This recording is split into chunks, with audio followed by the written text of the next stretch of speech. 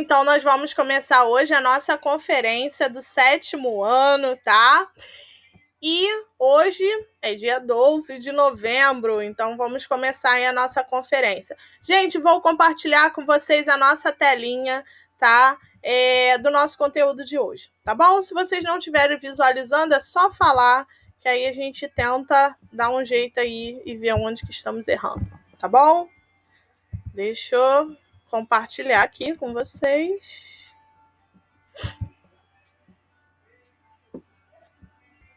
Veja aí se vocês estão visualizando. Todos visualizam? Sim? Beleza, então. Show de bola. Vamos que vamos. Ó, gente, não esqueçam de enviar as atividades, hein? Não tô vendo as atividades de alguns. Não esqueçam. E outra coisa, gente, o prazo da P1 foi prorrogado até sábado, tá? Então, quem não enviou, envie. Então, hoje nós falaremos, né, do nosso penúltimo capítulo, que é o capítulo 19. Continuaremos falando, né, sobre as paisagens e as paisagens semiúmidas do Brasil, campo tropical e subtropical, tá?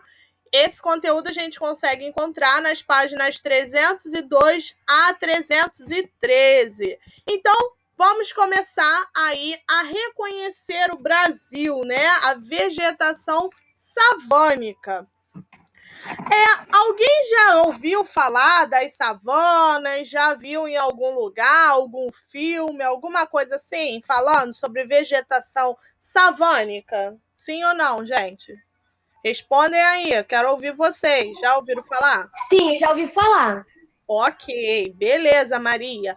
Então, a vegetação savânica, né, ela acaba tendo algumas características próprias, né? Como assim próprias, né? Elas acabam ocupando grandes extensões e são locais onde a gente tem uma vegetação mais seca, mais propícia, vamos dizer assim, com galhos mais retorcidos, né, com troncos mais grossos ou mais finos, mas bem mais retorcidos, tá?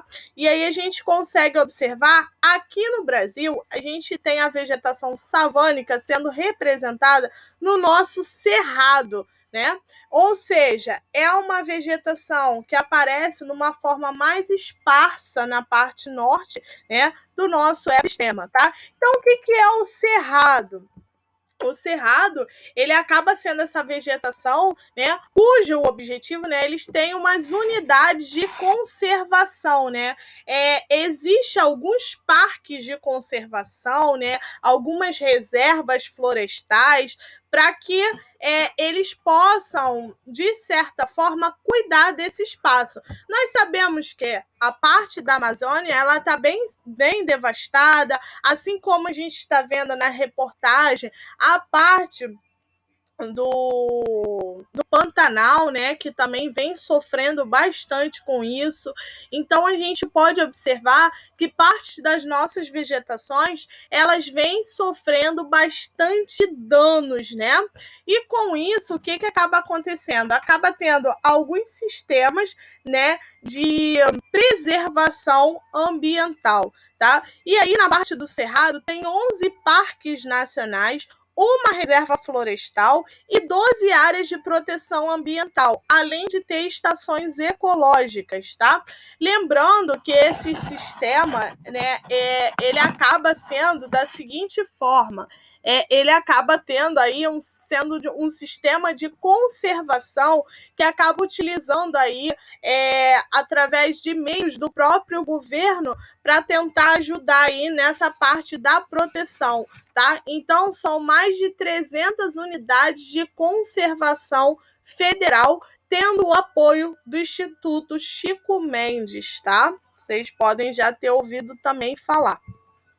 E aí, quando eu falo de unidades de proteção, né, eu falo dos parques nacionais, eu falo das estações ecológicas, das reservas biológicas, né, Quem aqui de vocês já foram viajar ou já conheceram algum parque ecológico, alguma estação ecológica, algum lugar assim, onde fosse de preservação ambiental? Alguém já foi em algum lugar assim que falasse assim, isso aqui é a área de preservação ambiental?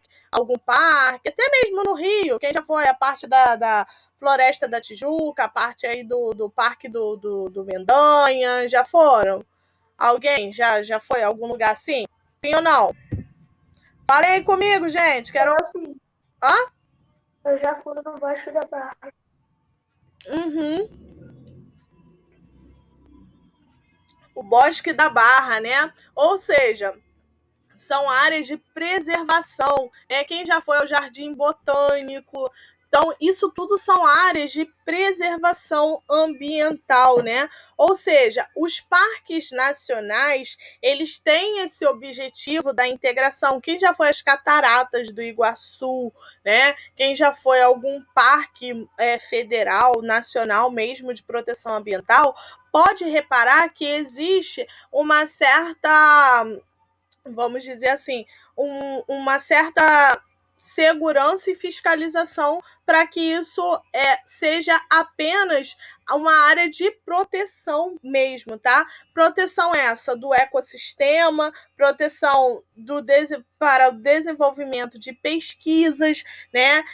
De atividades educacionais. Então, imagine vocês, se a gente desmatar tudo, né? Se a gente não preservar aquilo que a gente tem, com certeza, no futuro, a gente vai colher frutos muito ruins, né? Que é o que a gente já colhe algumas coisas na nossa modificação climática, a gente já consegue colher, né? A questão da instabilidade climática, a questão também de doenças respiratórias que acabam acontecendo, tudo isso devido ao quê? A essa devastação que acaba ocorrendo nessas áreas de proteção ambiental, tá? Existem as estações ecológicas, né? Essas estações ecológicas são áreas públicas que são destinadas para própria preservação da natureza, né, para pesquisas científicas, educacionais, tá? As reservas ecológicas e biológicas, as reservas biológicas, né, elas vão favorecer tanto a fauna quanto a flora, tá? E pega os meios bióticos e abióticos também. E já as reservas ecológicas, né, elas podem ser tanto áreas públicas quanto áreas privadas, né, que tem aí o fins de pesquisas mesmo, de partes educacionais, tá? Que vai ajudar também na proteção do meio ambiente. Existe também as unidades de uso sustentável, ou seja, você utiliza de forma sustentável, como tendo replantio, né? Fazendo com que aquela água se recicle. Então, isso tudo são unidades de uso sustentável para que haja aí um meio de proteção ambiental. E a primeira área de proteção ambiental, que é a APA, né, ela vai proteger os recursos naturais das ações do homem, né? Nós sabemos que o homem acaba sendo um dos principais fatores, né, pelo qual vem causando a destruição do meio ambiente. E para que isso venha a melhorar, né, existe aí essa proteção de áreas, né, de estudos pelos quais eles vão observando para que não haja aí esse problema, tá? Existe também a parte das florestas nacionais, que aí vem proteger a parte coberta da flora, né, da flora nativa, né, que tem o objetivo do uso sustentável também, tá? As reservas extrativistas também, que é pelo qual eles acabam tirando, né, o sustento, mas só que de uma forma, vamos dizer assim, de uma forma moderada, tá? Então, existe também aí essa forma de desenvolvimento sustentável para que venha abrigar aí essa exploração desses recursos e seja muito mais baseada no uso sustentável, tá bom? Lembrando que essa preservação e esse uso sustentável, ele acaba existindo aí uma produção mais integral, né? Esses parques nacionais, essas reservas biológicas, essas estações ecológicas, elas acabam preservando a natureza. O objetivo é preservar, né, essas unidades, é conservar, né, é ajudar nesse processo, né, nesse uso sustentável aí dessa proteção ambiental e também conservar esse manejo sustentável, né, que é o uso do próprio meio ambiente de forma irregular, né? Então, é você buscar recursos para que você utilize, mas que no futuro você não venha ter falta, né? Ter um prejuízo muito grande com relação a isso, tá? Então, toda essa área de proteção ambiental, com tudo isso que eu falei para vocês, né, com toda essa preservação da biodiversidade, ainda assim existe cerca de 137 animais que são ameaçados de extinção, né, que estão ameaçados de desaparecer, tá? Então, assim, é muito complicado com relação a tudo isso. E a gente vai pegar aí como estudo de base o Parque Nacional dos Veadeiros, né? Que é a Chapada dos Veadeiros, que são aqui vocês podem. Opa, passei direto. Aqui vocês podem observar, né, esse parque aqui, ó, como vocês podem olhar, o lugar é bem bonito, né? Lembrando que chapadas são terrenos, né, de superfícies mais planas em algumas regiões, que aí a gente toda hora passa. Que a gente pode observar aqui, ó, essa região mais plana, tá? Um lugar muito bonito, tá? Acaba sendo um dos lugares mais importantes no processo de conservação do próprio cerrado, tá? Ele acaba sendo situado aí em Goiás, a 240 quilômetros de Brasília, e ele foi criado a princípio em 1961, porque sofria constantes ameaças, tá? E aí surgiu um projeto para transformar, né, para ajudar aí nessa transformação dessa chapada aí, dessa reserva da biosfera, tá? Então, hoje ele é um dos parques bem preservados. Claro que existe uma fiscalização para todos os parques, para todos os locais? Não. A gente sabe que isso não existe. A gente sabe que, se a gente parar para analisar, estão acontecendo diversos problemas com relação ao meio ambiente, né? A questão do Pantanal. Então, a gente observa que essa preservação e esse uso não é válido para todos, né? Então, a gente tem muitos problemas com relação a isso. Não só a natureza, né? Ela acaba sendo, assim, a principal causa de mudança, mas como a ação humana também. A ação humana, ela vai refletir muito nesse processo aí com relação à preservação, tá bom? E aí eu falo com vocês um pouquinho sobre a ocupação do solo e a parte da degradação, tá bom? Essa parte aí da degradação do... Tá bom, João. Tchau.